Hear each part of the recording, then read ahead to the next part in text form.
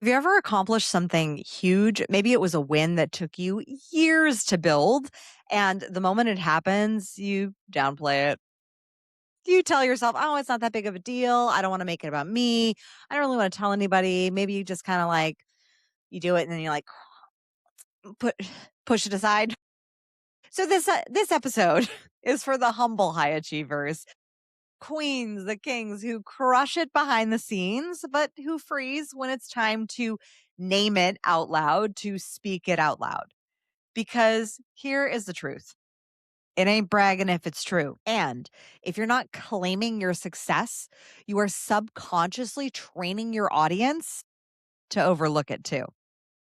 Perception is projection. So today we're asking, how do you talk about your wins in a way that is powerful and authentic and not cringe and not like braggy? Because the more you own your transformation, the more others will believe in your ability to help and serve and support them too. Kimberly Spencer, founder of Crown Yourself, international TEDx speaker, subconscious success strategist, and mentor to visionary leaders who are here to rise with their voice, visibility, and their values, building their empire and creating holistic success. With over 20 years of entrepreneurship and a decade in subconscious reprogramming and high performance business coaching, I help conscious creators and legacy leaders rewire their beliefs, speak their truth, and be seen as the guide that they already are. This is the Crown Yourself podcast, your sacred space for conscious leadership, subconscious success, and storytelling that moves your business, your mission, your purpose forward into the world. So if you're ready to start celebrating yourself, oh, I know that might be hard, but try and finally lead and have others follow, stick around. Let's do this. And make sure to subscribe so you never miss an episode. Back in 2017, when I first started scaling Crown Yourself, I had an amazing client. Her name is Bonnie Strati, and she's been on this podcast before a couple times. Her first episode was when we first launched this podcast back in 2019, and it was from hot mess to high performance. And then she came back recently to promote her book, Built Stronger.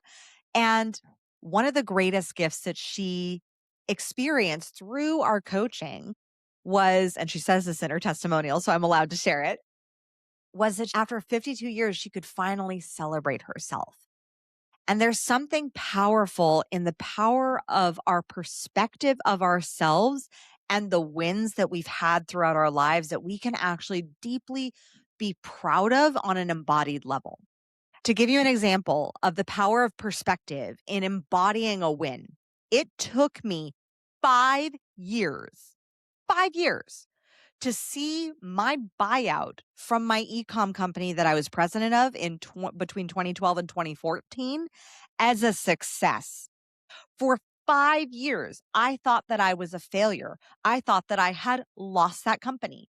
I didn't see it as a successful exit, which was what it was. So there is power in the perspective shift in championing yourself and acknowledging the achievements that you've had. So often there can be an emotional dissonance with us as high achievers, especially the ones who have some humility of who am I to share this? Because we see the people online, we may see some big people online and we're like, I don't really want to be like them. I don't want to be all braggy. I don't want to be cringy and showing off my Lambo and doing all those things. I just want to serve and support.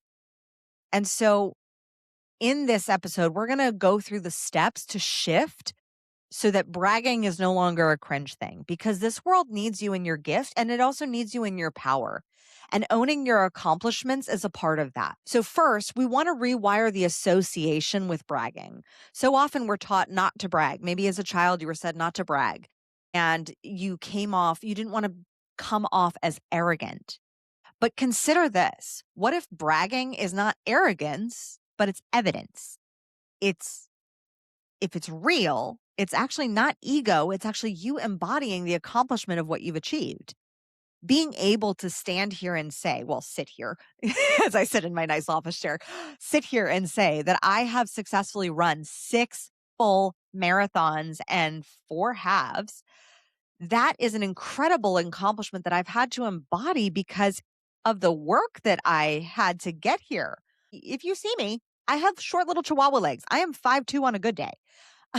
And when I was 17, I was an exercise induced asthmatic. I couldn't run a mile down the block to save my life. Like, I remember I would be running and I had like a CD player, and the CD player would be skipping like my heart. And I'd be like, couldn't breathe. And so the fact that within a few years of learning Pilates and navigating and balancing and regulating my parasympathetic nervous system and my sympathetic nervous system, I was able to run my first marathon in 2011, in a marathon that 100 people didn't finish because of hypothermia. Like, I was able to complete it and finish it. That's it. That's not ego. That is embodiment. That is character building, not ego boosting. Ego boosting comes from boosting an illusion. Character building comes from doing the damn thing and achieving the result. Number two, you also have to understand the fulfillment block. When you skip celebrating an accomplishment, you actually rob your nervous system of integration. I was having a conversation with a client of mine because she hit in within 6 weeks of coaching together. She just launched her business, and within 4 days, the first 4 days of January, she hit her income goal, her monthly income goal. Within the first 4 days. That's incredible. And I asked her, "How did you celebrate this?" And she was like, "I didn't." The problem is that when you skip celebrating, fulfillment doesn't come from achievement alone. It comes from letting that achievement land and be integrated as your new reality. One of my favorite things in how I celebrate is I will achieve a big result and I'll sign a big contract, hit an income goal, book a big stage or something, like launch a book and have it be a success, like finish a big project. And I will celebrate with my kids. We will have like a tea party together. So we're doing something that's normal, but for them is extra special because I'm like, oh, this is a special tea party.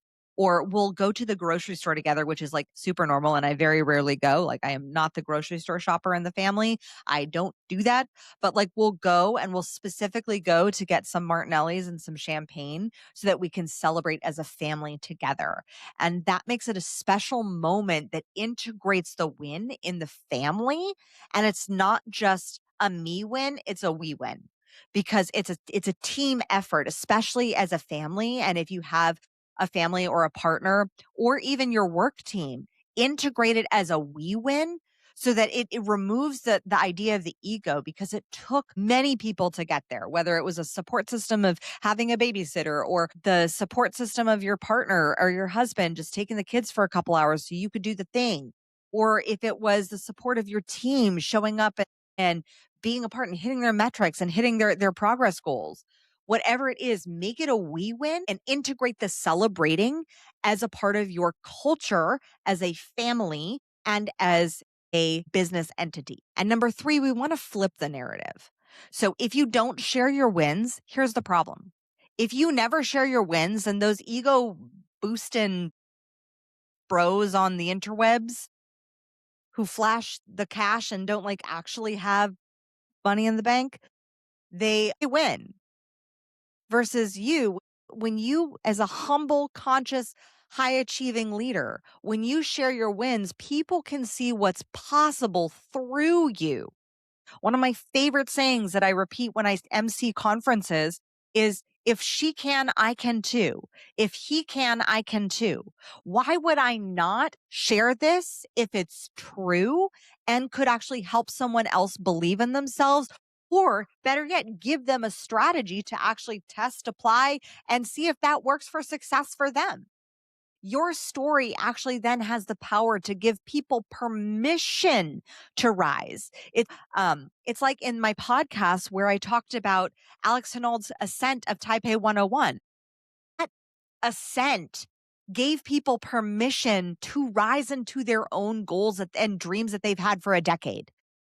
Most people's is not to free solo a freaking building, but we all have our own ambitions. We all have our own dreams. We all have our own desires that are on our heart of what we want to achieve. And when we see someone step into courage and courageously, boldly go for something, When you share the results through that lens of transformation, it's not look at me, it's look at what's possible.